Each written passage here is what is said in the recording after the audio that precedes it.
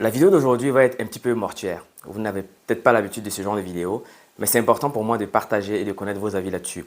Il y a de cela quelques jours, je sortais d'une réunion à l'issue de laquelle j'ai rencontré deux personnes qui ont eu une super discussion avec moi. J'ai réellement aimé la discussion. Et la discussion tournait autour des guerres et des armements qui sévissent le monde actuellement. Je pense que vous êtes au courant que c'est un petit peu chaud partout dans le monde entier, où il y a des guerres, il y a des famines, il y a des armes qui sont vendues un petit peu partout, il y a du terrorisme. Donc voilà, ce sont ces sujets-là qui nous alimentent, qui animent nos journées au travers des médias. Et leur philosophie était que les guerres sont des choses naturelles qu'on ne peut pas éviter. Ils ont avancé leurs arguments, je n'ai pas tout en tête parce que sinon la vidéo sera trop longue. Mais moi, il y a une chose qui est super importante et pour laquelle je crois fortement, mais voire même fermement. Je leur ai posé la question suivante. Je leur ai dit, mais en fait, imaginez que vous êtes une entreprise et que vous fabriquez des armements, des armes justement pour alimenter les armées, les personnes qui ont besoin en tout cas des armes pour pouvoir se défendre ou même aller attaquer. Quelle serait votre ambition? Votre ambition serait que vos armes soient achetées en masse. Et d'une année à une autre, vous avez envie que votre chiffre d'affaires augmente. Parce que vous avez des actionnaires, vous avez des salariés à payer, vous avez vous-même, voilà, votre salaire qui doit être payé également. Vous avez vos charges. Donc, tout ce qui va avec une entreprise, vous en avez. Et donc, votre volonté ultime, c'est que vos armes soient achetées au final. Mais alors, quels seraient vos rêves en fait réellement? Votre rêve finalement, votre ambition ultime, ce serait que il y a des guerres. Ça, on ne peut pas le refuter. Tu ne peux pas dire que tu es une entreprise d'armement et ne pas vouloir qu'il y ait des guerres. S'il n'y a pas de guerre, il n'y a pas de vente d'armes. Et ces armes-là, à votre avis, elles seront destinées à quoi? À faire la guerre. Donc, il va y avoir des morts. Alors, ils ont tourné la discussion dans un autre sens pour dire, mais en fait, les armes, on peut les acheter également pour se défendre.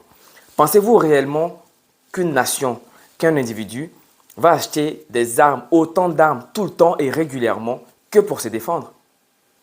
Alors, moi, je ne suis pas assez naïf pour croire que l'être humain, dans son fondement, est bon. Je pense qu'on apprend à devenir bon. Je pense que l'entourage a un réel impact. Donc, si on va à l'échelle d'une nation, d'un État, je ne pense absolument pas que les États achètent des armes uniquement dans le but de se défendre. Je pense que les États aussi achètent souvent des armes, voire même la plupart du temps, pour attaquer. Et les entreprises d'armement fabriquent de plus en plus d'armes pour qu'il y ait des guerres. Parce que s'il n'y a pas de guerre, il n'y a pas de business.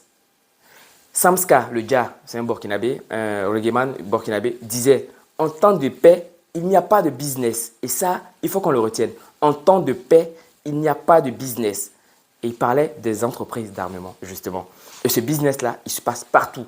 Tout ce qui est business ou entreprises qui font des choses qui sont très, très vicieuses vont avoir du réel business. Mais toi qui vends dans des restaurants ou je ne sais pas quoi, tu ne vas pas avoir de business dans ce temps de guerre-là. Donc, en réalité, en temps de guerre, il n'y a que les entreprises d'armement qui font du business. Donc, il faut qu'il y ait de plus en plus de guerres. Regardez, lorsqu'on était au lycée ou au collège, on nous parlait des accords SALT, BALT et compagnie. On nous disait qu'il faudrait réduire le nombre d'armements. C'est bien parce que ça a été respecté. Et ça, il faut le dire. Le travail qui a été fait a été super. Le nombre d'armements pour les États a été réduit, mais conséquemment. Il y a des États qui ont même diminué par 5, voire même 10 pour certains. Mais le problème est ceci.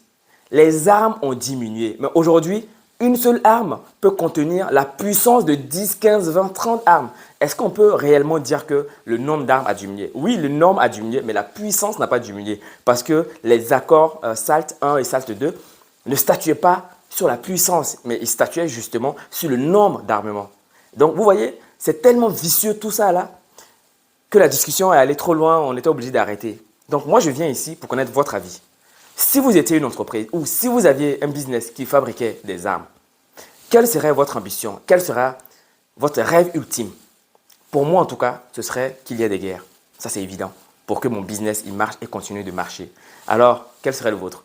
On se retrouve en commentaire pour en débattre. Prenez soin de vous et de vos proches. À très bientôt. Au revoir.